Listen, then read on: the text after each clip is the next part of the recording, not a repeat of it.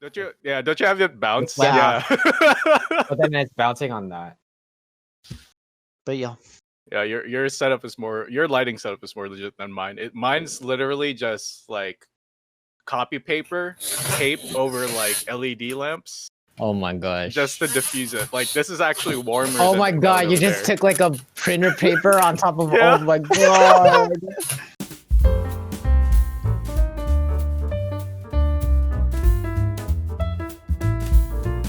So hello and welcome to the second episode of the Something Dumb podcast. This is the show where we talk about films and give our very unprofessional opinions about them. Do we Yes. count as professionals now?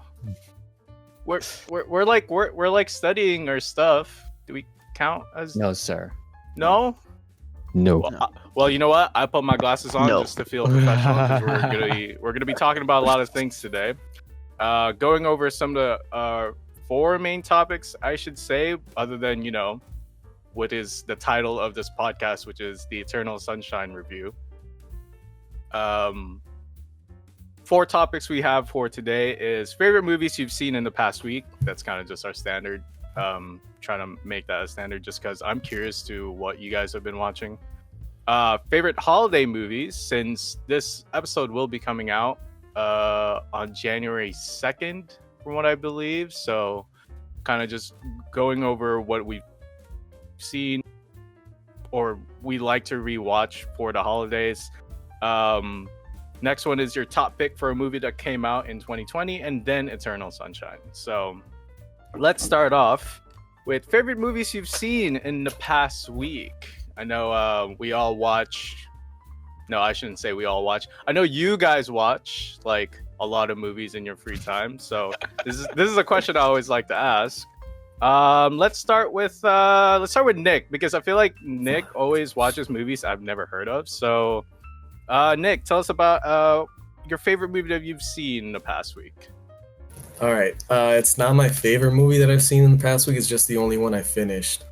It's I went through like 5 different movies and didn't finish any, except for this one. It's called Space is the Place.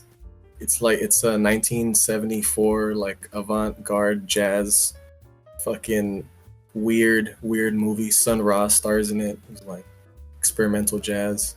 Wait, He's so like- 70s until, was that post, or like that's when studios are starting to come around, right? Wait, fuck, I just took a film history class. I should know this. Fuck. What I you should doing, also man? know this. I should also know this. No worries. Wait, is this American or like Yeah, European? yeah. Oh, Yeah, it's American. Oh, okay, yeah. for sure. Yeah, low budget. Really low budget. It was really weird. Hmm. A lot It of looks weird weird. jazz. I'm Yeah. looking at the images right now. Yeah. What's it He's Space is the Place. Oh. He's like a Jesus figure, I think. Sun Ra comes down to Earth. It's really just odd. Would you recommend watching it? If you have like treats with you, yeah, yeah, Psychedelic treats. yes. You guys can say weed. I mean, we live in California, so. Is that what you psychedelic meant? is a little bit more broad, you know. Oh wait, is weed not psychedelic? Weed is not a anymore? weed is not a psychedelic. I don't think. Is it not? I think Oh. like high amounts. Not a hallucinate. It's not a hallucinogen. Have I been Should taking? be. Have I been Drugs. taking weird drugs? What is happening? I mean, no, officer. I don't know. All right, moving on away from that. Alita, what about you? Anything you've seen? And don't So- say Wonder Woman 84, please. Okay, yeah. So I haven't really seen. No, I'm just kidding. You Yeah, can say Wonder That's Woman. what but- I rewatched the Grand Budapest Hotel Nice. because like when you watch that I was kind of in and out, so I just like, I'm gonna rewatch it again. So I watched that. It was pretty cool. I mean, in your defense, we were like trying to stream it over Discord to try to watch Yeah. it together, and our connections really aren't that great. So Is that what I don't know. happened? Well, I was also just like doing other stuff too, so I wasn't really focusing, and I think came in a little late too. So But, after seeing it like fully now, what do you think? Oh, I love it. It's fantastic. Yes! It's great. It's what do you wonderful. think about the like storytelling, like going back like each time for like another flashback? You know what I mean? Mm-hmm. Like Like- one place. What do you think like that's used for? Like it's so weird. What do you right? mean? What do you mean? What How are you talking? when we what start part off are you with- talking about? So we start off with the like girl going to the statue, and then the statue is the guy that's narrating, and then he talks Oh. about the author, and then the author talks to Zero, which is the main story. So there's like 4. Yeah. I like see I always think that flashbacks are unnecessary, especially the way American movies do it, because it's so fucking annoying, right? Because they'll always put it at the start and then Mhm. go through like the whole thing, and it's not gonna be done well. Like I hate that it's just like a one-off thing. I hate flashbacks if it's like a one-off thing, but the way Budapest did it is actually a little bit more. How should I say this? It's a little bit it's better. It's well done basically, because the way they differentiated was by aspect ratios. So like real time would always be 16:9, and then I think it was 2:1 or 1:1 every time they talked about, or like every time they were in a flashback, and that kind of trained my mind into thinking, okay, this is the part where they're talking about it, and this is real life. And I like it that better than just like, oh, here's the ending of the movie, or here's the climax of the movie. Boom, fucking story. Go back to a whole couple of years or days or months. I think probably that's the only reason why that's probably the only thing I hate about John Wick, because I think in the first movie they did that. But that's pretty much it. What's up? What? What? Wait, why are you gritting? Nick. Why are you gritting? Nick. Why are you judging me? I like flashbacks. Do Mm. you? Yeah, I feel like it makes sense the way you're describing it. so I watch this I watch a lot of video essays on YouTube. So it's the thing that I like to do when I watch movies. I go on YouTube and see what people have to say about it. I found this video by by Film Joy, right? And it's about Grand Budapest Hotel, and he talks about how, like, very obviously the entire movie is obsessed with like framing, because like there's like frames within frames, and then the story literally is they stole a frame, and he's being framed for this, that. You know what I mean? So it's a wordplay, and so that's what I think that flashback is supposed to be, is like framing the story in this. It's like couching this in this beginning and end kind of thing. Didn't think about it like that. And the way Movies with Mikey like explains it is like the story isn't about or I guess it's like life isn't about how it ends, but it's about like reliving the middle part, because that was the best part, as often as you can, because like it's he's like at the end of his life, and life took everything away from him, right? Because like he lost. Wait. So what you're saying is life is not about the ending, but the journey. Yeah, Hey. yeah, that's what it's like. Yeah, Truly basically, sister. yeah. No, I'm just kidding. And it's like Sorry, I had to Yeah, put that. yeah, I had yeah. to put that cringe in there. I was like, oh, it's in my brain. I gotta spit it out now. Sorry, go on. Yeah. But that's basically like what it is. It's about reliving the best parts as often as you can, because like he very eagerly was willing to share his story with this stranger, you know. What is Jude Law's character? Yeah. So yeah, I would entirely agree with that notion. But then again, if you look at Wes Anderson films, he always does that anyway. Like a frame What, within like a the frame. Oh, Yeah, because his cinematography is always like that. Even in like Isle of Dogs, it's the same way, especially with the Mhm. sushi scene. It's just like, I oh, it's Go on. Sorry, no, I was just gonna say that maybe just as a whole, I don't know if his other films, I've only seen two, but I guess there's similar themes of like the journey and like that sense, like experiencing, and that's like a Mhm. major theme. I don't know if that's all his films, but I've seen like Moonrise Kingdom. It's sort of similar and like enjoy like the moments. Hmm. You know, now that I think about it, I think all of Wes Anderson films are like adventure I've movies. only seen the two. Same. Like fuck, what else have I seen? I feel like I've seen like a couple, but I feel like almost all of them are always like adventure movies. They're never like a drama like centralized in like a place or anything like that, but I don't know. Aldo, what about you? Any seen anything interesting this week? I saw Boyhood. That was the only movie I'm pretty sure that I saw the whole week, other than the one we're supposed to watch. I know very little about it. I remember reading more about it like when it came out, about how it was like filmed throughout like the actual lifetime of the actors. So like whenever they grew up, then they would shoot again, and then like a couple years later they would shoot the next part of the movie. So it was like an ongoing project for like 10 years. Really? Yeah. Wait, let me look this And- up. What? And it's like a coming of age movie, which is not always my favorite genre as of late. Usually it doesn't capture my interest as much, but it was well done. I was entertained. I wouldn't say it's like my favorite, but it was nice to watch. It was nice to watch. That professor husband that she meets is like, he's a Hated that fucking part. asshole. Yeah.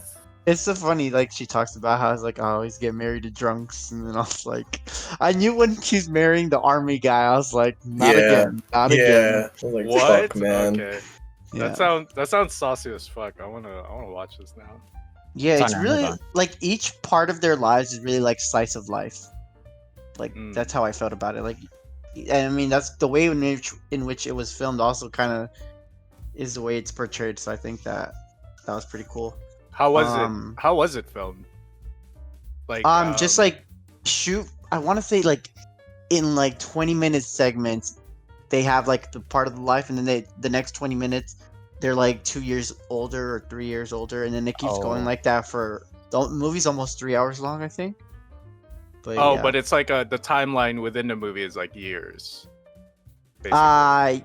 Yeah. Well, I mean, it's more like dramatic instances. So like the first one's like them like going through like moving from their first house, and the second one's like their mom Oh yeah. remarrying. But yeah. the events Yeah. start from like age 1 to like Yeah. age Yeah, 80 or all the some shit way like that. until The- he goes to college from like Yeah, Oh, okay. in elementary school.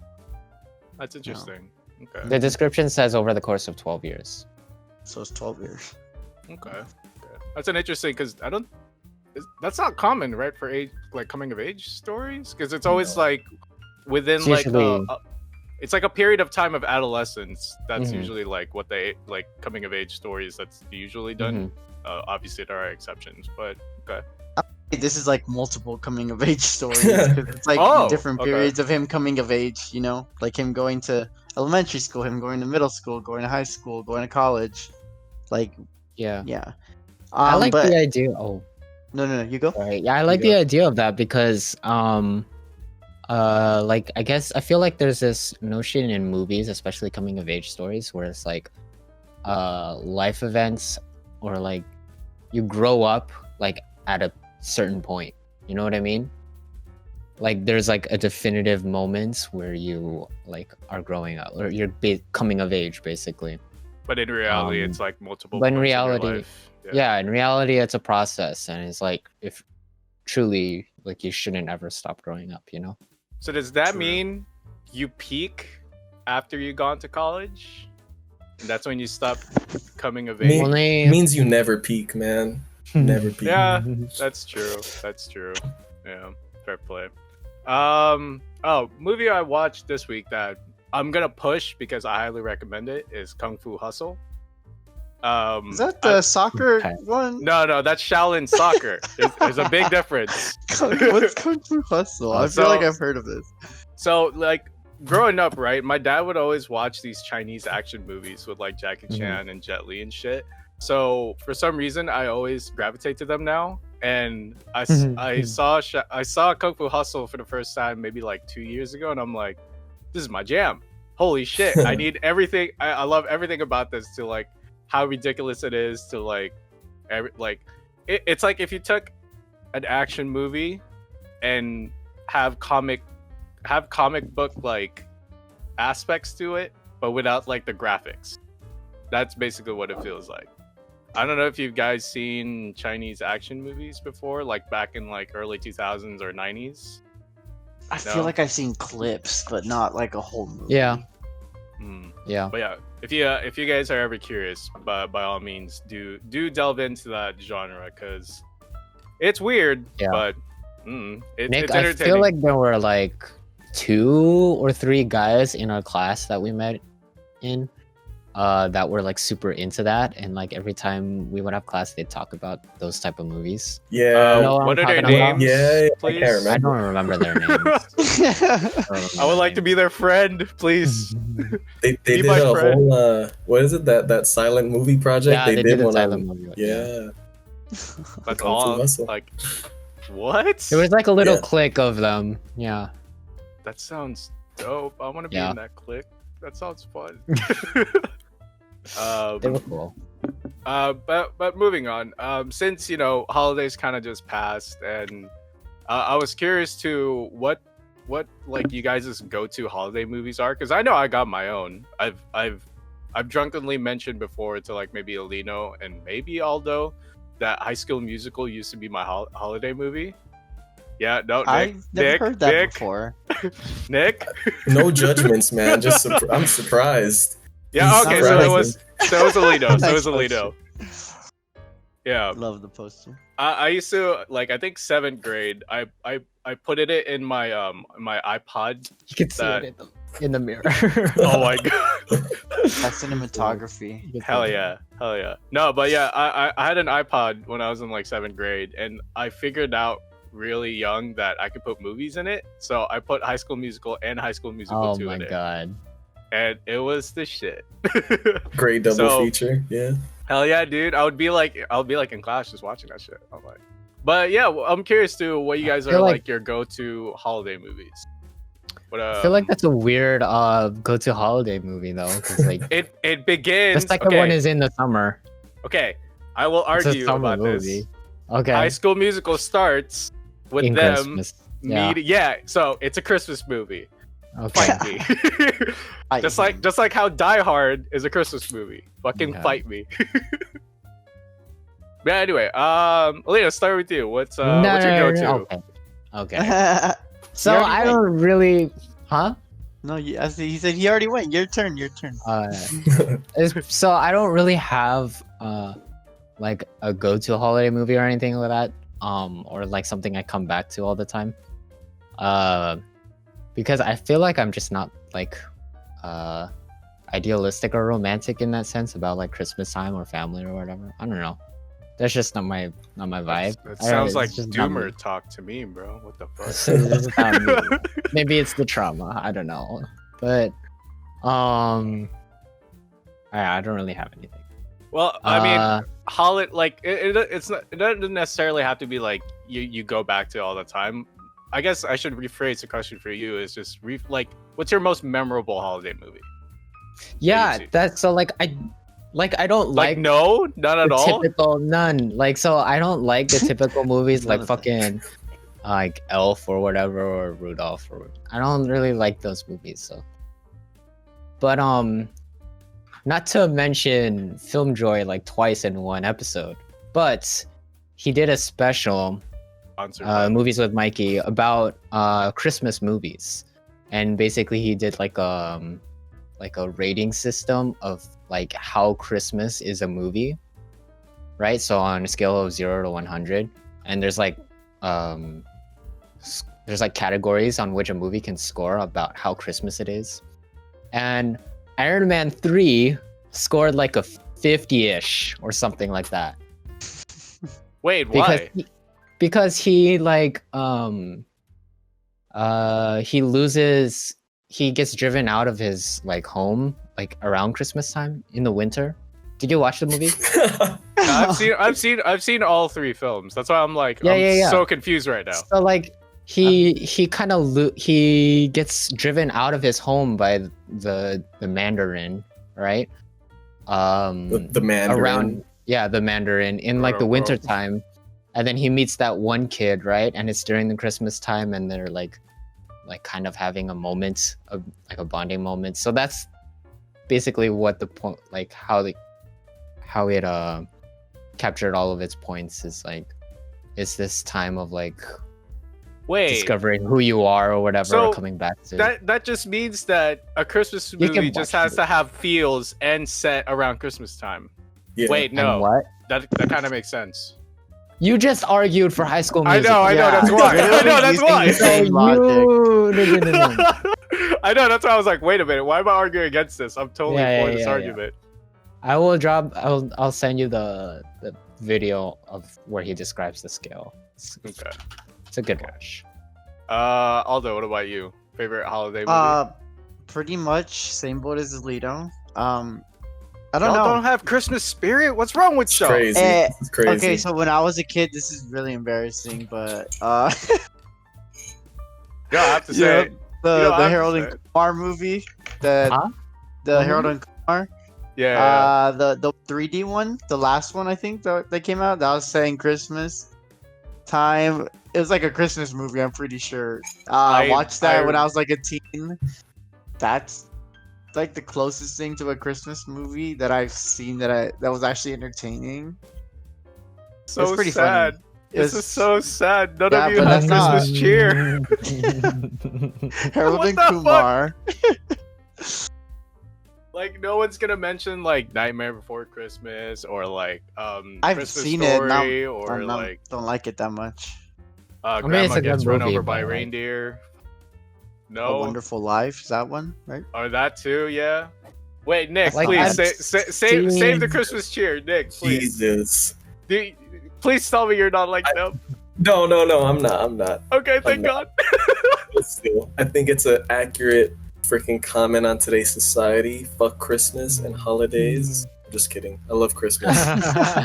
No, Like, we live in a capitalistic society. It makes sense that it kind of goes away as you get older. It makes sense. Still frustrating. For me, like honestly, the only Christmas movie that I will like fuck with till the day I die is Polar Express. The Polar Express, man. Ooh, Yeah, choice. that movie choice. made me really question if Santa was real or not when I was a kid. Like I remember having a talk with my mom because I thought Santa was real. Like I don't know, thought he came, had cookies and stuff, dropped off gifts. What do you mean? Question. He still does. He still does. What do you mean? Some of the shots in that movie are pretty uncanny valley though. I do you saw a mean? video about how like a lot of it doesn't make sense. Or like they're just like the animation looks kind of creepy. Oh yeah, sometimes. oh yeah. Well, I mean, wait, what way time? I think When did I feel like it was come out? meant to. It's been a while. Like 2009. Yeah, it was a while ago. But When did if we're when did like animation peak for like DreamWorks and Pixar? For like 3D. Yeah. with Shrek, No, dude. Have you seen Shrek recently? Shrek is the fucking greatest, of course. No, I have. know, but it looks so aged. Like it looks so dated now compared to like. Really? Yeah. Have you guys The not original seen- Shrek looks dated. Yeah. Am I the only one that has that opinion? I've I seen mean, I Shrek in a haven't- while, but Yeah. I don't. Last time I saw it, it didn't look. Okay, that we're reviewing dated. Shrek next episode. Down. I'm fucking with it. Let's go. Damn. Yeah, Polar But no, I haven't Express. seen it. I haven't seen it in a while, so I wouldn't know. I haven't seen the Polar Express like a whole sit through because it never really captured my attention. My like. Yeah, it's fucking depressing, honestly. So I don't blame you. I don't Yo. remember what happens in it, but I remember like I think one of the songs. Like, cause Josh get to Groban, Christmas made Town? it. they do get to Christmas Oh, Town. okay. I don't remember, but I remember a lot. Some of the music is what, or like how it felt when I watched it, but I don't remember like the plot or anything. Yeah, Yeah, it was just- I remember like the only reason that shit was memorable for me was because the train scenes going to Christmas Town. Remember when they like? Well, I guess I can only refer to Nick for this one. But Nick, remember when the train slid across like a frozen lake? Yeah. That shit got me like tense. I clenched my butt cheeks while watching. I was like, Bro, what's it gonna was happen, wild seeing that shit. Yeah. dude? Pulling on the old man's like big beard. It was a lot. It was a lot to take in. But yeah, it is. I think I've seen screenshots of it recently. It looks, especially that kid with the glasses. He just looks creepy. I don't know why. That's I know what kid you're talking about. Yeah. yeah, the one that talks about. I'm sure he's a meme now at some point. Yeah, he's like a he was. meme. He's From like, Obama? yeah. Oh no. Yeah. So moving on to next topic. I'm just trying to push through all like the first 3 topics so we can get to Eternal Sunshine because I texted Alina this morning of how hyped it was after I watched it. So this topic conversation came out of a discussion that me and Alina were having while we were playing Valorant, which is basically what was your favorite movie that came out of 2020? Aldo, you can go first. It's funny because I didn't watch a lot that came out in 2020. I would say it was mostly stuff that came out before then, like 2019, like at the end. When did Endgame come out? Was that 2020? It wasn't, right? What has not 19. 2020, dude? Feels like it's been like. See, that's Okay, so- that's the crazy shit to think about because think about it. There's a good chance you didn't see anything that came out this year. Yeah. good- I did. I saw like 2 things, which is why I was like trying to go through my list. So I would say Palm Springs. I think I mentioned it last episode. Yeah. It's probably my favorite thing that I've seen this year. I don't know if any of y'all seen it yet, but definitely worth a watch. I think you'll be very pleased. Nick, what about you? Favorite movie that came out this year? Fuck. Okay. You can say no answer because it's very For reasonable. obvious reasons. Yeah, it's very reasonable to just like be like, nah. I saw a few movies that came out this year, so it's just hard to like pick, I guess, since the list is so small. But like for me, I think what is it, the Netflix movie, the Charlie Kaufman movie, Thinking of Ending Things. Ooh, That one? I still need to watch that. Yeah, or it's like I'm thinking about ending things, or I'm Yeah. thinking I know what you're talking about. Yeah, that one. I'm, That's Can definitely. you pitch the plot for me? Because I'm thinking Ooh. of ending things. Ooh. Yeah. It's honestly like the plot. There is no plot. It's like one of those like Slice of life. no. It the whole thing just seems like a hallucination. Just that's how it is. Like follows like the dream logic of it. I guess I hadn't seen like a Charlie Kaufman film before this, but apparently like he likes to play with like surreal imagery, which I mean we saw in fucking Eternal Sunshine. It's like the same guy. Oh, really? Oh, is it? Yeah. Oh. Shut up. That's crazy. So Shut like up. a lot of that weird stuff is in this one. Like more Crazy. Shit, I might actually watch that then because Yeah. Oh wow. yeah. I mean, we'll save that when we actually talk about Eternal Yeah. Sunshine. Look but- at how things went in a Mm. second. All right, before we dive in, Alino, any mentions of a good film you watched that came out in 2020? I mean, not really. Like, Wonder so I guess I went through everything that I really saw, and all I could come up with was like Wonder Woman and Birds of Prey. fuck. Yeah, Ooh. because there wasn't a lot of stuff that came out, and I guess I didn't watch a lot of movies that came out on streaming platforms. Birds of Prey was cool. That's it. That sandwich scene I was, mean- was nice. Yeah, Feels so bad. yeah. Oh, that's all you have to say for I like Birds of Prey. I like no. the I thought it greatest was, movie of I thought 2020. it was great. Mary I thought Elizabeth I Winstead. thought it was cool. Yeah. I mean, it's definitely not like a perfect. That was definitely had some like big flaws, but like it was a good time, and I think it got like shit on a lot more than it deserved. You know? It did. It was. I don't understand why. Yeah. Like it wasn't. I don't think it was ever meant to be like a super like blockbuster superhero movie, was it? Hated? People didn't like it. Really? I still wanted to kind of watch it. I haven't You should seen check it it yet. out. It's fun. I mean, Yeah, it's, I would it's say that's weird. a. Sorry, go on. I would say it's a better use of your time than watching Wonder Woman 84. Oh wow, really? Oh. Yeah. What, Birds of Prey?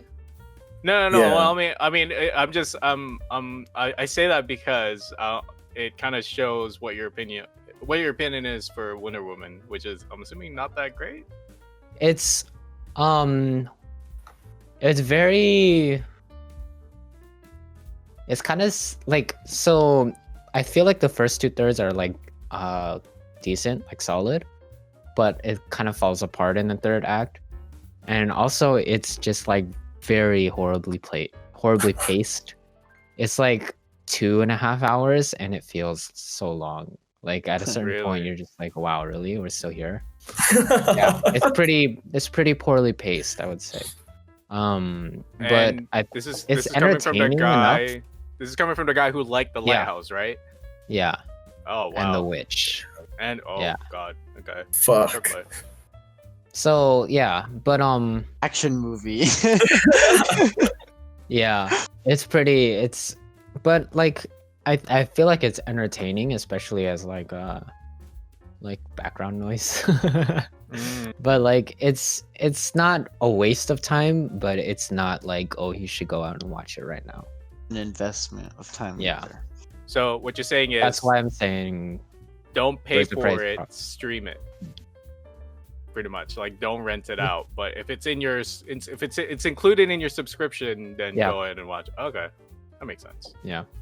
it's it's not a waste of time, but like you could watch Birds of Prey too, which is better. I would say, Yeah. or like a good movie too. It's such a like a backhanded like Yeah, compliment. yeah. All right. By any chance, did any of you watch Tenet? No. No. I was Um, going to, but I was like, nah, it's not worth it to go out. And... Oh yeah, yeah. Was it only in theaters? It's not streaming, huh? Right now, I think it is. You could like rent it on I Amazon. think you can buy it. Yeah, I think you can buy it or rent it, but It's available. What was the Yeah. hype for that movie other than it's a Nolan Just- film? Yeah, it's just a Robert And it's Pattinson, Pattinson film. Wait, what? Wait, what? It's You Yeah. don't know who that is? Pattinson. No, I know who that is, but wait, was it? I completely misunderstood why it was so hyped then. Hold on. What the Why fuck? did you think it was hyped? Because I thought it was like a Nolan film or something. It is a Nolan film. It is. It is. It is, but it stars Robert Pattinson. Well, I mean, what's so great about Pattinson? Oh shit! I'm sorry. I feel like I shouldn't have said that. I thought you watched The Lighthouse. I did, but you know, Willem Dafoe too. Come on. I've never said anything bad about him. I'm just saying. Oh, what landmine have I? What landmine have I fucking pressed on? Winslow. Oh man. I'll God. What sites is it available for purchase or rent anyway? You guys Ooh, know? I could look it up right now. Yeah, Amazon or What, Tenet? Yeah. It's on Amazon Prime. You can like You rent can it watch it. Yeah, everywhere it's $20. Oh, $20. Wait, to own or to rent? It doesn't tell me. Because You sure? if that shit's not to own, I'm not paying for that. It says buy. Oh, Okay. thank God. Okay. yeah. Cool. It's I not don't worth. think it would be. It wouldn't be more than that. Well, I yeah, would because say, to- that's like the typical. Well, that's not even a ticket stub That's at a that that's a point. ticket. That's a ticket. Stub. $20. Let's be honest. Let's be honest. What? It's a little Yeah. under. A Not little if more. you have those premium memberships, man. Oh, Let's be my. Fucking theater They're memberships. like tickets are like $16 now. 16. Fuck, I used to pay $9. What totally. the shit? Yeah, because you go like matinee. You go at like fucking noon. And what's wrong with that? There's I'm not. nothing wrong. I'm not saying Oh, there's nothing God. wrong with that. I'm just saying most people watch at night, so it's like $16. Yeah. 16. Is that- What? I'm pretty sure it was like Especially if you go 13. to, especially right if you go to like now- a nice theater, like the ones with the recliners and shit. Oh, yeah. See, I don't go to those. I Mm. kind of not like those because it's like too much comfort, if that makes sense. Do you Like- knock out in the theater? Yeah, I do. my I think the last time I remember that happened, I was watching American Sniper, and it was in a theater that was like nice seats, and I fucking fell asleep. So, although I'm sorry. All right, moving on. I don't want the heat anymore. Let's move on. Mm. So, Eternal Sunshine of Spotless Mind. Holy fuck, dude. Do you have a That's- plan? Oh, okay. Sorry, go What do you ahead. mean? Go ahead. I think go ahead. That's a movie. That's a movie I didn't think I would like, to be quite honest. I think I mentioned that when I was asking about the movie, I think to Alito, I was just like, am I gonna be bored from watching this? Like, is this gonna be boring? Please tell me I don't have to like watch this at like 1.5 times playback speed. And man, my heart broke watching that movie. Holy shit, I almost cried. But what are you guys' thoughts? Let's start with we'll start with Nick. Thoughts on Eternal Sunshine? I would just like to say, what's that guy's name? Fuck. Oh yeah, John- fuck Elijah Wood, bro. Mm. Fuck Yeah. Elijah. Fuck Patrick, Elijah Wood. Yeah, fucking creep. Candy stealing creeper. fucking ass. Like, yeah, don't like that guy. Did not like him. But no. Do I talk about this movie? Oh Fuck yeah. no. Are we doing full spoilers starting now or? Oh yeah, Yeah. sorry. Here's the editor text with crazy motion graphics. Go. What? Spoiler warning. Oh. There you go. Oh. Spoiler. Yeah. Yeah, Anyway, it there was you go. so weird. Like that, the whole intro threw me off so hard. And then like once, what is it, like 30 minutes in, we're like in his fucking Present day. Like yeah. A lot to handle. See, I was heartbroken as well. actually, we started in present day, then went to flashback. Yeah. Mhm. It was I watched it twice, but a few months ago was the first time. Yesterday was the second time. It was very a lot to handle, I guess. So I was very okay. Let me ask you this, Nick, since you've seen it more than once. The What- first what time did doesn't count. The first time doesn't Why? count? How come? No. I was tripping on shrooms the first time I watched it. Fair play. I've I'll seen let- it twice. I've seen it twice. Okay. Nice. So for like basically I want to know like your thoughts coming into the movie and kind of your thoughts afterwards. So let's start with that. Like I remember when I first watched it, I guess like I was watching a lot of like I guess like weird movies. Like I think I had just finished watching Twin Peaks The Return, I believe. So I was like already used to that like weird like fucking Lynch vibes that things don't make sense, and that's cool. So like I wanted to like take a break and I guess like watch something that was refreshing and not so fucking hard to watch. Okay. And then boom, you get hit with fucking yeah, some weird, more fucking depressing stuff. That was very fun, I guess. First time. Second time much better. I would like to talk about Charlie Kaufman, dude. Like that, I love his writing. The writing that he did, it was so original. I watch a couple of like I started doing that thing that Alina does where it's like look up video essays once like I watch something good. And yeah, I heard that the person who wrote that is very big on kind of just writing about the human condition and kind of just like his opinions about them, or kind of just I guess truths behind them, and how he kind of reflects that onto the screen. I know you've seen one of his other films too. Does that have the same theme as like Eternal Sunshine? I feel like it does, yeah. Deals a lot with like loneliness and like heartbreak and stuff. And honestly, I feel like Charlie Kaufman is probably one of the horniest film directors.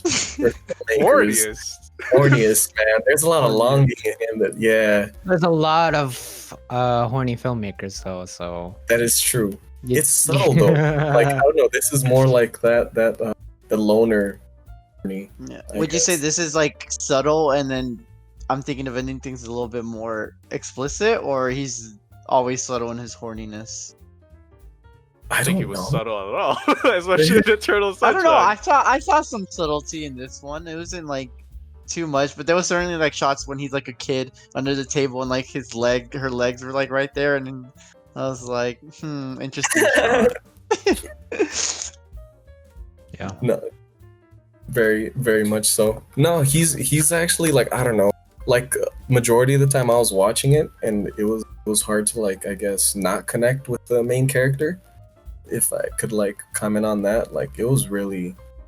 It's like fuck. All of us are like built the same. Apparently, everyone's quiet and shit, and then that dream of having like the fucking manic pixie queen just fucking coming up to you and taking you off your feet, like that'd be tight. That'd be real cool.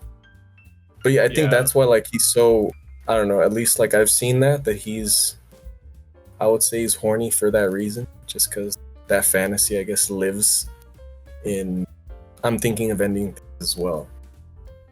Like getting swept off his by This is the a first lady. time I've ever. Sold. This is the first time I've heard someone describe a filmmaker as horny. I know I don't know how else to It makes describe sense though. It makes Horny. sense. Elena, what about you? Thoughts on the film? Okay. Shoot. What was I gonna talk about?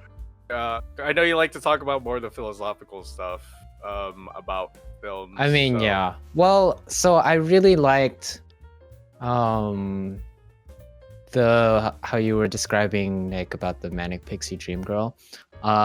This is like kind of like an antithesis to that, because when you start the movie, it seems like it's just gonna be that typical pixie story romance storyline, right? Where like she injects this life and meaning into this boring loser guy's life, right? Right. But then it turns out like that trope is usually used as a criticism for like lazily written like female characters. But then it turns out that she was hitting all those like stereotypical pixie girl beats, and then she turns out to be a very well-written character with her own motivations and goals. And like she even says like extremely explicitly at the end, it's like, I'm not this ideal that's going to like uplift your life. Like I have my own baggage and things. That twice My own in things. the movie. Yeah, she literally says it twice. Yeah. And so I love that aspect of it. And yeah. The other thing that I really liked about this was like the ending, obviously. So like the meaning is that they know that like, it'll this fall relationship is doomed. Yeah. Yeah. And they know they're not like meant for each other, and like shit's gonna hit the fan, and then they're just like, okay, right? And then they run off together anyways. And it's like this idea that they know that they're going to be, that they're in for suffering when by doing this action. We're basically by living this life together. And but they want to do it anyways because that's what life is kind of about, you know? So I guess that's what the comment is about the human condition. It's like you know, part of it is suffering, and even if you knew, you know, you might want to do that anyways. And so in that sense, it's kind of like the ending of Evangelion. Oh, Fuck off! In Motherfucker, I'm gonna need you to stop. in Look, which I know I put that live action like fucking video I found today in the server, but please stop. No. No. in which the main character dissolves into like this That's a amorphous reach. conscious humanity. But at the end, he decides, I want to continue living despite all the pain I'm going to cause people and all the pain they're going to cause me, because that's part of what makes life worth it, is the suffering. Yeah. All right. Hell yeah. All right, Shinji Stan. Fucking calm down. God fucking damn you, I swear. I regret. I got him, GG's. Fuck. I regret fucking putting up that video now, because I feel like I've instigated this correlation to fucking Ava for this conversation. Oh right, but I guess we didn't establish this, at least not after recording. But we're gonna. That's gonna be kind of a running bit where. Oh yeah. We're gonna try to connect whatever we're talking to, like, to Ava without Cornell noticing. I'll watch it Okay, just so I can be fucking in on the hate bit. you. Yeah, Fuck let's go. yeah. Fucking hate you. God damn it. I'll say something about the ending that I sort of took away from it. I totally get like what you said. I think that's pretty good. Like the way I saw it was it sort of being like if people just knew, like said what they thought about each other, then there could be a little bit more honesty in like relationships, and then sort of finding a way to make it work afterwards. So that's how I saw the ending, because they both heard like everything that they've ever thought about each other being said, and then deciding afterwards to still give it a try. So that's what I thought. But the thing that I paid more attention to this time was, so I didn't think about paying attention to anything. I was just like sort of like being a little bit like more meticulous when watching it the second time. And then when she mentioned the hair, I was like, the hair changes so much. I need to pay attention to this. So when they first talk about it, I wrote it down because You took notes on your second watching? I took a note, but it was very little. So she mentions that in like kind of like chronological order too. It was so crazy. Yeah. Like names, she says Blue Ruin, Red Menace, Yellow Fever, Green Revolution, and I was like, okay, let me pay attention to this. And then I was looking at the hair, sort of like, I think the first time I watched it was more like to keep track of like time, like this is the present, this is back, yeah. And I think I was reading about it, about how like the colors, and so like the blue is like winter, like things are dying, and that's like towards the end of the relationship when it's like falling apart. And then the Red Menace is sort of that like where things are like sparking, like it's all like, I guess more like lustful in a way, probably. The Agent Orange, she mentions like afterwards, that one was the only one that was like a little bit like different. The only thing I couldn't find a correlation was the Yellow Fever that she mentions. And so I was thinking, I was like, where does yellow a hair color? And I was like, it's the girl, the one that the doctor, Mary? The one? yeah. And I was like, that's probably, I don't know how it comes into play, but that's like the only instance in which like yellow was like a thing, you know, like her blonde hair. And I don't know, I think I'm not sure how it all fits into things, but that's like the only like correlation that I saw in terms of hair color. Yeah, I saw there was like another video. I didn't watch it though, but I did see a video essay about how like there's symbolism in regards to like her hair. By the tape. Yeah, but I honestly didn't pay attention to it that much, just because there was a lot to pay attention to begin with anyway. Yeah. But fuck, man, that movie's weird. Eternal Sunshine is weird for me just because it had the beginnings of like the boring drama type movies, because I think beforehand I asked like the premise of it, and it was like a guy like trying to erase his memories, right? Completely forgot about it before watching it. I was like, wait, what is this movie about again? And thank God I didn't remember, because it took me for a surprise that a good section of the movie is just a dream sequence, you know. And fuck, man, what don't I like about this movie? There's so many subtle things I like about the movie. Probably the biggest one is that the way they portray the dream sequence to tell the audience if you're in a dream or not. That was probably the biggest thing. I think there was one scene where they were in the library or the Barnes and Noble that Clementine fucking worked in, and they were having a conversation about how it's like, I'm not this fucking ideal girl that's gonna fix all your fucking problems. And then it cuts to a 50-50 shot of them, and then next thing you know, the books are blank, and I'm like, oh wait, oh fuck, we're still in a dream, so this is not real. And fucking subtleties like that made me appreciate more about how like attention to detail they had when making this film, because it was like most people would kind of just like shoot the scene, let the audience assume that it's going to be a dream sequence, or you know, put a fucking diffusion filter on, set their lens wide open so it's like super blurry and like, ooh, it's a dream sequence, it's super fucking blurry, it looks like there's Vaseline on the lens. Oh, but no, I like that movie, and the whole philosophical thing about how like growth over fuck, what, I fucking saw the video that explained it like really well. I think it was a Wisecrack video where it's like it's the human condition of growth versus stagnation. They talk about the difference between plasticity and flexibility. Oh yeah, there you go. So where flexibility is like the capacity for humans to take the path of least resistance, like plasticity is the capacity for the brain to like conquer obstacles.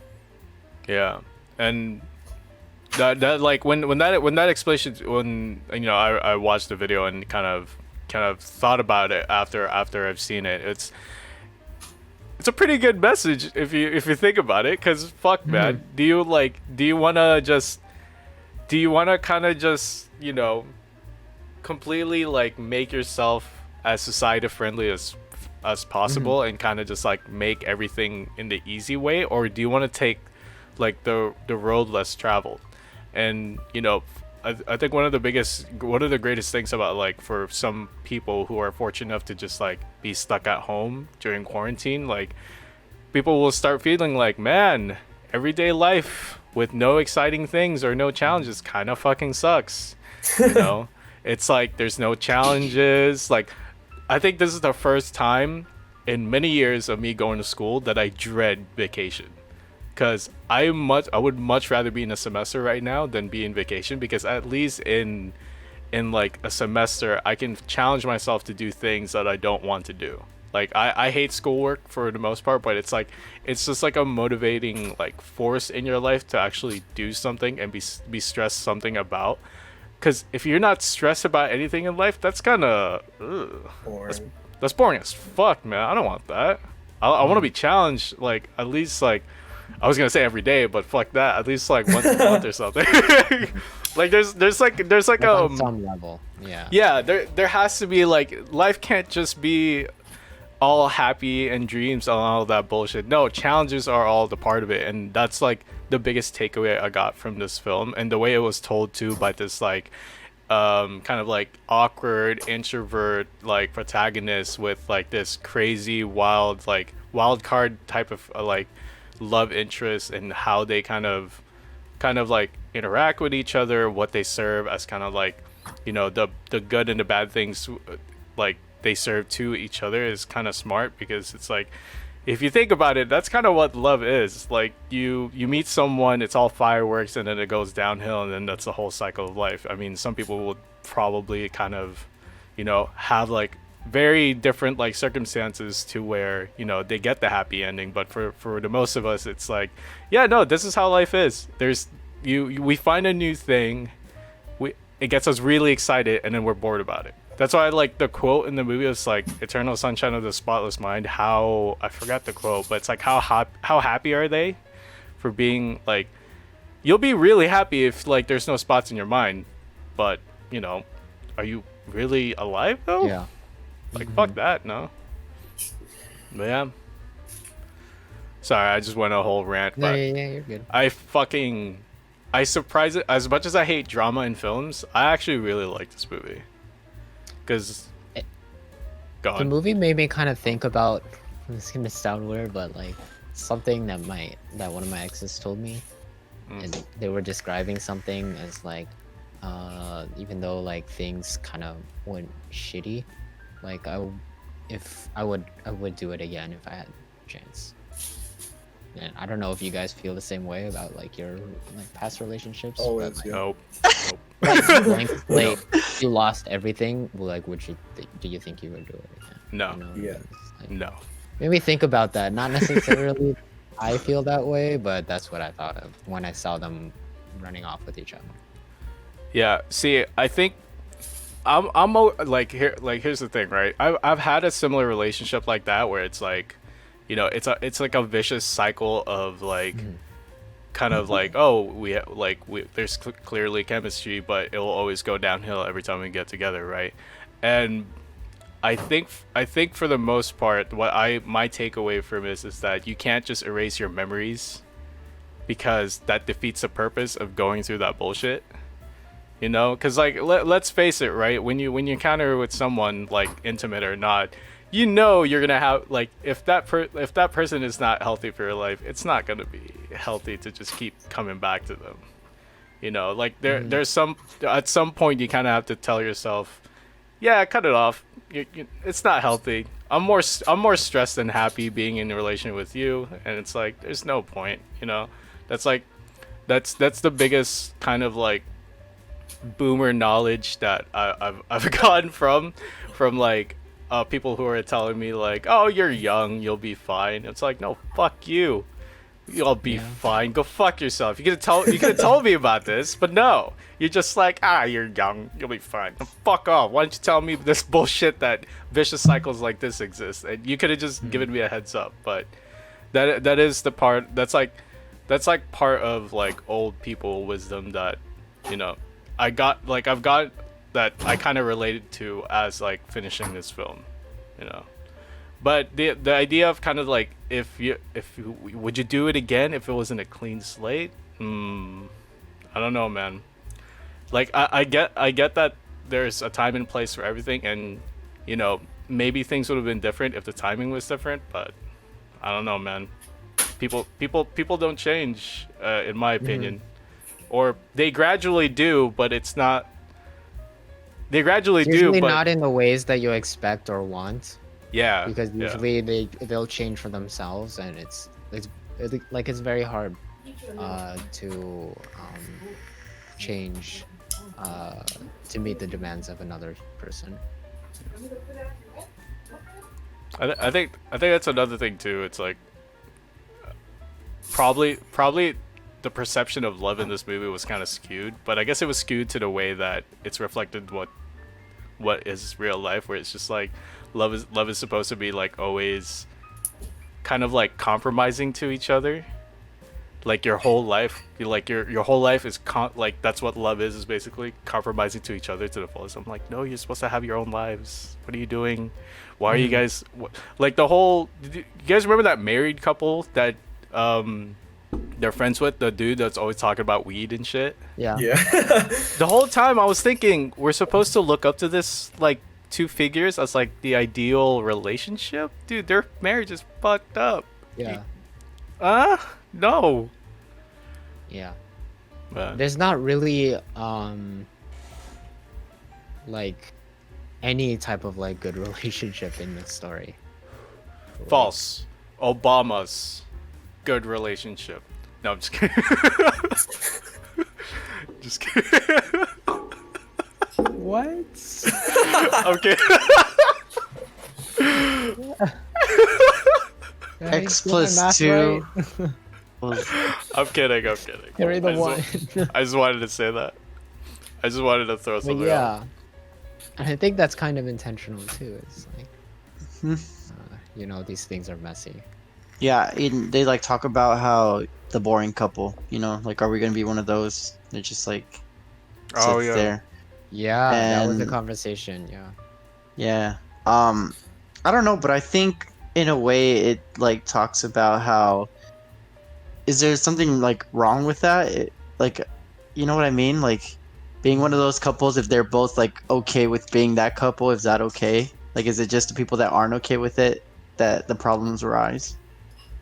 Because the couple that the weed couple, like, although they obviously weren't like, they didn't look like the most like happiest couple, maybe they were, you know. Interesting. I get that argument. It kind of makes sense because Yeah, so like I guess what I think that you're getting at is like all of these couples or all of the examples of couples in this movie have flaws to them, but like that doesn't mean like necessarily that they're wrong or that they're like not worth engaging in, especially like when you consider the ending is like uh they decide that even though the relationship's going to be very flawed, it's going to be worth it, or at least at the time it feels worth it. oh, I guess Yes. Probably not in the long run.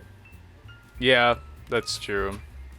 I guess it ties into fuck, what was that play I researched about when I took a theater class? I think it was called The Goat, or Her Name is Sylvia, I think. It's the same thing. Yeah. Right? Yeah, it has technically two titles, but yeah, it's basically the whole message behind it is that where do you cross the line for the people you love? You know? Like where do you cross the line of like, nope, I don't love you anymore because of this and this and this. If the mutual like sacrifices for each other like it is like reciprocated, I guess I should say, or it's like it's agreed. So I mean, yeah, go for it. Be that boring couple, be that arguing couple who fucking talks with a husband that talks about weed all the time and how it makes him be a better driver or some shit like that. That Um, makes me think of a John Green quote from The Fault in Our Stars. I don't know if you guys know which one I'm talking about, but it goes like I've read I it, fell but in I love don't. with him. Huh? I've read it, but I don't remember what. The Keep quote going. goes something, I'm like paraphrasing or to my best memory, but it's like, I fell in love with him the way you fall asleep, slowly and then all at once. mm, And so it's kind of that like idea, I guess, but like the opposite. It's like you're falling out of loves like slowly. Like there's like little things that like make you fall out of love, and then something happens, and then just all of a sudden, you know. hmm. That's what Now, that made me think of. Now, question to the group, and I've fucking pondered about this for like an hour while I was working out. It was just basically, would you actually get your memories erased for a person, or like of a person? And No. if not, all right, if not, what would be the reasonable situation where that's like viable? Nick. I don't know. I don't. At least like for me, I don't really see any viable. Just like I don't know.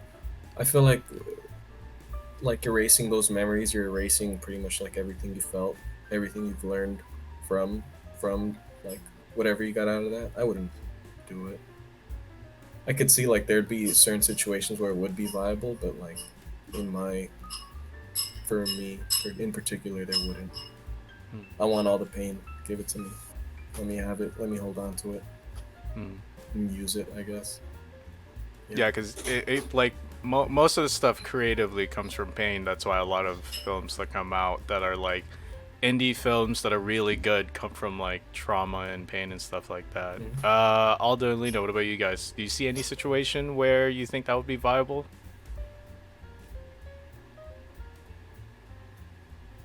I would say no, especially like after having watched this movie and like thinking about what it was trying to say and all that, right? But I also like kind of like being sad. I don't know. What? Yeah, I don't man. know. I don't know. You like, like being sad? It is, It's a yeah, thing. but like It's a thing. there is that aspect of Aspect of what? but there is that aspect of it. It's like you're like learning from it, and like this pain that you're going through helps you to grow or whatever. All right. I feel like this sort of thing though is like feels like a really impulsive decision. Like as like they even mentioned, like she was like Or She I don't says even it know to his him in the name. dreams. Like Yeah, I in was the like, I was dream. impulsive when I did it. Yeah, she's like, I'm sorry, you know me, I'm impulsive. Yeah. So I feel like it's no, Hmm? never mind. But yeah, it's like it's kind of just this thing where like in the moment the pain feels so unbearable and you just want to do anything to take that away from like or take that away and get out from under it, but like I don't know, that seems like quite a big cost. Aldo, what about you?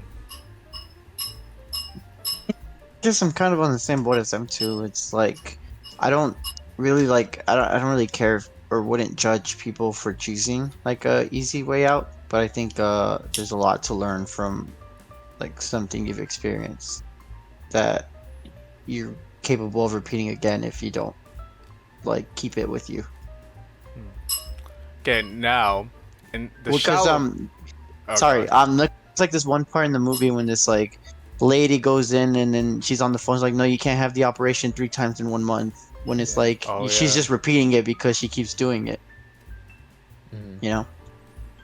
Yeah, yeah. That's in relation to my follow-up question to that, which is the shallow version of this of this question, which is like, what if it's like just someone you don't like, you regret meeting, and that's when you decide, nope, wipe from my brain.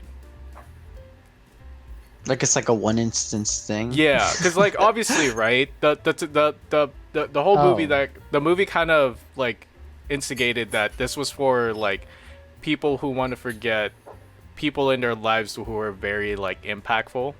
But what if it's like the petty side of like, Mhm. man, first meeting you, I hate you. Probably lost some years just meeting you. I want it wiped from my brain. It's like I just want to like forget my boss, my old boss or something. Yeah, like yeah, that. yeah, something like that. Like it doesn't And, like, have to be like super intimate relationship. It could be like a work relationship or like a Yeah. acquaintances relationship. Would you do it just for that reason? Because not gonna lie, I feel like I would. I can see it. I can I see feel it. like that's like very like drastic and costly for something so like petty.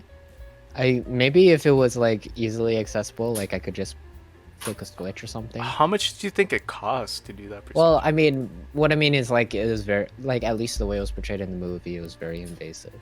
No, no, I know, but now I'm curious. Like, in reality, how much do you think that procedure costs? Like, maybe like a couple of grand? Maybe? I don't know. I don't know.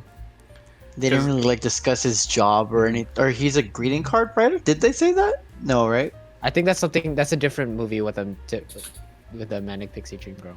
Of course, 500 Days of Summer. Yeah, that's 500 Days. It's But I so swear, common. hold on, I need It's to so know. common. I don't think he's a greeting card or. That's her. He's also a greeting. or Oh, what he it? is. Yeah. Is he? In Oh, her, yeah. no. He is. Yeah, he is. I feel like Well, whoever he's a is letter writing- writer. I feel like whoever's writing these is like kind of projecting himself to the MCs, which I mean, you know, that's how you kind of like make content out of your lives and make art. But that's still, it's pretty funny to see those kind of like patterns. Okay, for the last while Aldo was looking up while Aldo's looking up the other movie, out of 10, how what'd you rate this movie? Let's end it with like your overall rating. Or wait, should we do 5 stars since we're gonna put this in Letterboxd? Like Out of half stars? Like, do you want to do Mal version or Letterboxd version of ratings? So I have a bit of a rant about rating systems. Oh no, It really fuck. sounds Okay, so go on. pretentious right now. But like there are movies that are like very clearly like 7 out of 10 or whatever, like 3 out of 5.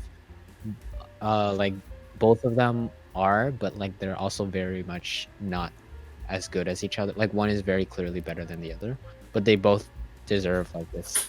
Because what it is different movies try to do different things, and different people go to the movies for different things, expecting different things, you know? So like you would like rate like a feel good comedy or something pretty high based on how good it makes you feel. You know what I mean? But like maybe the story isn't that strong, or like the characters, or like the characterization isn't that great or whatever. But like Okay. you know, like a movie like this is like super depressing or something, it'll make you feel kind of sad, but it's a damn good story, right? And makes you feel something. So it's just a like, I don't know.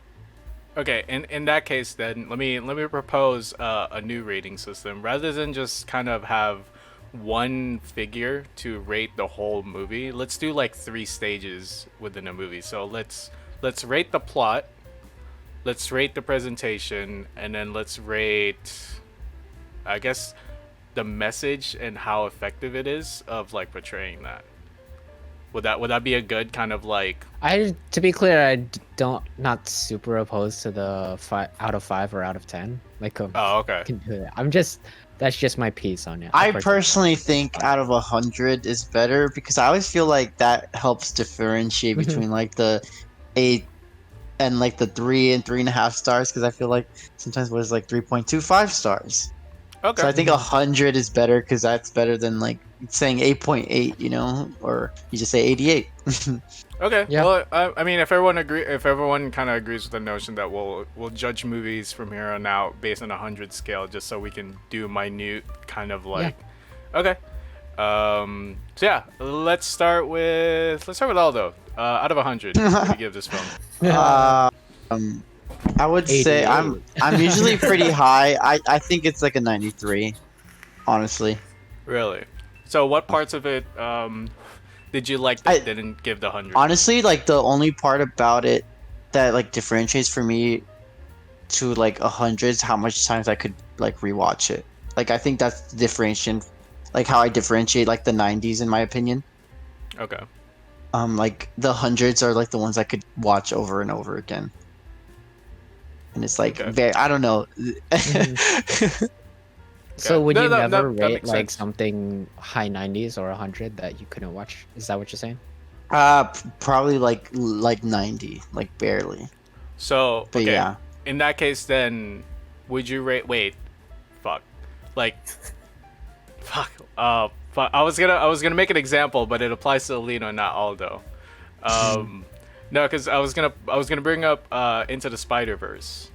Mhm. And like what would you rate that at like at 100 scale, but doesn't apply to you. So we last episode we talked about your top 3 movies, right? What was your number 1? The Dark Knight. Okay, what number is that out of 100?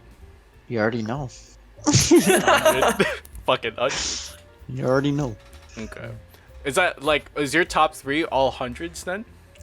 Social Network might be like a 98, I would say. A little Ooh. less than the other two. Okay. All right. Okay, so if I were to use those parameters, for me, like a Blade Runner would be like 98, and Midsommar, which was my top, which was my third, was like a 97. But Spider-Verse would be 100. Okay. You know, Okay. which was my number 2, because I Yeah. feel like Blade Runner is not just something you put on to watch. I don't Or like, see. I rate them know what like I mean? this, but that doesn't mean that one. I don't. I feel like my rating is not based on which one's better, just which Yeah. one, which one's good, and I would also rewatch. Well, I mean, that's you kind of have to take account that if you like a movie Yeah. so much, you can just rewatch it whenever. That kind of speaks a lot, so it makes sense. Okay, 90. What did you say the number was for 93. Eternal Sunshine? 93. Like a 93, yeah. Okay. Elena, what about you? I would be inclined to agree with that, especially using that type of a barometer of like watchability. But I think I could watch this a couple times over, so like probably a little bit higher, closer to 95. I really like this movie. Well, okay, so what part of it didn't you like that didn't give it the 100? Because That's a good question. we've creamed That's a- over how good this movie is. Let's now talk Yeah. about the stuff we don't like. I so. don't know. I can't explain why I would hesitate to give it a full 100. But so I guess I just have to like sit on it and think about it. But like I can imagine that it would creep up to 100. I wouldn't put it past it. That's Okay. not out of. It's not out of the realm of possibility for that over time to grow on me to be a 100. So 95, but with an asterisk, basically. Yeah. Okay. Nick, what about you? Out of 100? Ooh. Well, on a good day, 100. On a regular day, 95. Like the way I score these is like how much emotion I guess it gets me to feel. Like if a movie can get me to cry and like feel it, I guess I'll score it super duper high. I'll score it pretty high. This one got me in my feels. Like if it could get me to like fucking dig into my past and like fuck, just like really get in there. This movie did that, and I really appreciate that it did that. So yeah, like a high 90, 95, 100 on a super super low day. Like if I would have watched it today, raining, perfect. Ooh, It would have been yeah. 100. But Fair yeah. play. So in that regard, then, did you not like anything about this, or like Elijah was there Wood. stuff? Did you dislike? Did you Elijah dislike Wood. Is that anything? what you're saying? Elijah Yeah. Wood. Just Okay, Elijah but Wood? did you dislike like it as a filmmaking aspect, or like you just dislike I'm him? just nitpicking. Yeah, I'm just nitpicking Okay. like the acting. And honestly, Kate Winslet, she's not my favorite actress. Yeah, I'm not a big fan of hers. And I think that plays like a lot for me as well, like the acting. Not knocking down her acting. It was nice. It's just her It's just her. knocked a few points Yeah, I think. low. In terms of acting wise, obviously Jim Carrey. I personally thought Jim Carrey and Kate Winslet were like the strongest, and then Mark Ruffalo was like a low key like big hitter for me. Dude, Yeah, Mark I would Ruffalo agree. was nice. Yeah, I Interesting. agree. Let's see, fuck. I'm probably the minority here, but I would not put this movie at like a 90 or higher, to be quite fine. honest. Because Really? I would put this like, here's the thing, right?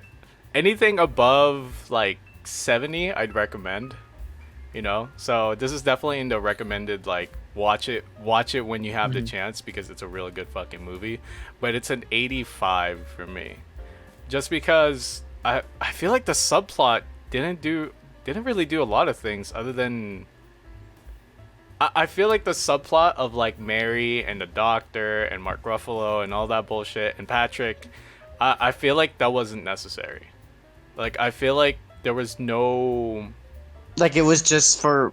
Well, I mean, they kind of used it just to sort of like a reason for her to send out like the information to everyone at the end. But I Yeah, get what but- you're saying, in which it was kind of like that's the only reason. Like they kind of created the drama based on like that being like the way that they end the film. like That the makes whole sense. affair, like with the doctor and Mary, and kind of just like that leading up to them knowing that they've erased both each other's memories and shit. Like that's too convenient. It's too convenient to just like tack on and be like, yeah, no, the whole ending of this film completely dependent on the subplot that no one cares about.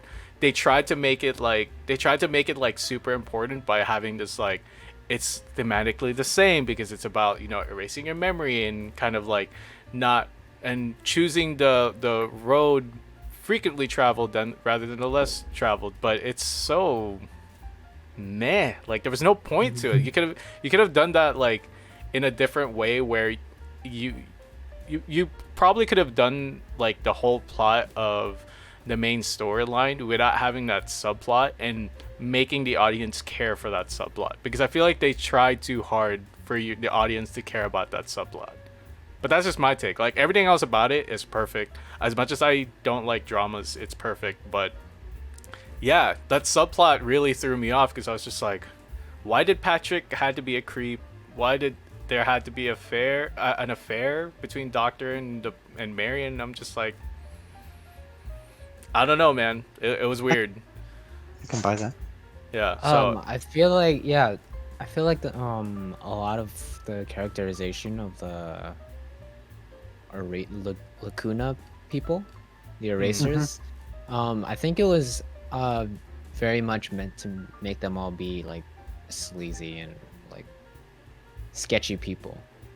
and to be like sort of reckless about something as important and intimate as like memories, especially these like really deep memories. But I see where you're coming from, is if you like really didn't attach to it or like felt it was not worth it.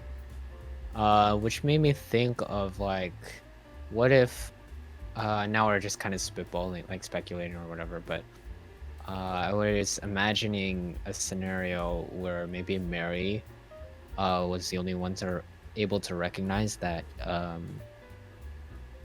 Joel was resisting the treatment.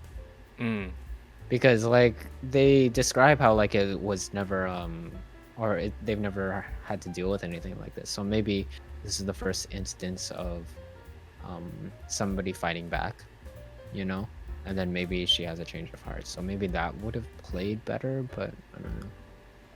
Yeah, I think I agree with that. I feel like if Mary played that role instead of like having to put emphasis on the other characters as well, because I mean to kind of just speculate on the whole like characters of the movie, like they were supposed to be just to serve as like the tool to erase your memories, you know, personalizing So them. I guess it's kind of like this distinction for with Mary's character of like whether she does it out of like spite and revenge, you know, because she gets angry that she Oh like, yeah, hid yeah. this from herself, versus like as an act of empathy of like, oh, all these people erased themselves, but like but I want them to like, maybe they didn't, maybe they have regrets about that or whatever, because I have regrets, you know. Something, But they don't something make it along like those lines. clear. Interesting. Yeah. I know. I feel like yeah, the subplot would be better if it was like that, where it's like If it was more of an empathy thing. yeah, because if they would have shown like scenes of like Mary kind of just like unhappy about the whole like her whole like workplace and the message that, you know, that and the service that they offered, then she goes out and does reckless stuff. Like, wait, but what would her motivation though if she did that? Just out of spite, like? That's what we don't know. Yeah, but yeah, now we're getting into like writing the movie for that movie. It's like, yeah, Well, I mean, It's this easy is to- this it's is a easy to review after alter. all, so it's like, is Yeah. it? Yeah. like, what would you do Yeah. differently with the movie to make it better? But you know, again, like I said, only problem with it, but that doesn't make it a bad movie. It's just it was just a part I didn't like. So, I mean, that's why at the beginning of the podcast I mentioned this is not a professional opinion about these movies. Yeah. It's just stuff we picked up as like basing it on our personal preferences, you know, because everyone's gonna translate a movie like this quite differently, as we've seen. Like some take it as like, you know, the human condition of, you know, going to the vicious cycle or going into kind of like growth and stagnation and plasticity and stuff like that. So yeah, sweet. So I guess we're done, boys. We've done our reviews. We put our numbers in. So looks like that is the end of the episode. Should we discuss while Do we on the have an episode outro? what are we gonna what are we gonna talk about next week? What did we decide on? Well, the thing I was going to describe, the thing that I was going to talk to you about was, it depends if we want to have the same, us four at least, on next episode, or because we have at least 3 other people we can have on. So if you're gonna have one of them on, maybe pick something they've seen or they want to watch. Okay. That's So- why I was like, if you want to have Jared on, like he loved, or like, I guess he liked The Lighthouse, and although obviously he says he doesn't, But I don't want to watch it again. you don't necessarily have to watch. You wouldn't have to watch it again, I don't think. But You just have to have strong opinions about them so you can talk about them. I would have to watch it again to remember my feelings, so that's where the dilemma happens. Well, I mean, if next episode is gonna be Lighthouse, I guess Aldo will have to duck. Well, no, there at least has to be someone who hates the movie in the group, or like at least like have like a minority opinion. I guess in this episode it's me, because y'all rated Eternal Sunshine at like high 90s. I'm just like, it's an Mm-hmm. 80. So sorry, Aldo. If we pick Lighthouse, you're gonna have to rewatch it. Well, Uh, I was thinking about discussing it tomorrow if you guys are available. Yeah, Uh, among other things. oh, depending okay. on- Okay. All right. Well, in that case, tune in next episode if we do decide on the Lighthouse or not. You will know if we decided the Lighthouse or not of how much pain is in Aldo's face. So look forward to that next episode. But with that, thank you for watching or listening to the Something Dumb podcast. Thank you guys for joining me once again for this amazing discussion of a very weird movie I didn't think I would like. And yeah, thanks for watching, man. See y'all later.